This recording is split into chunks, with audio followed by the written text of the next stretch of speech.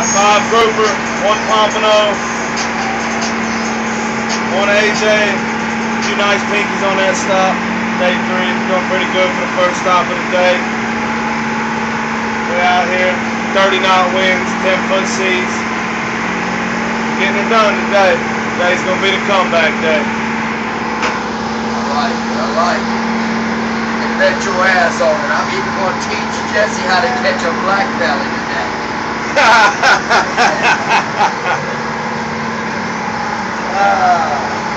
I want to see when them firebacks come over the rail. Any of that big shit.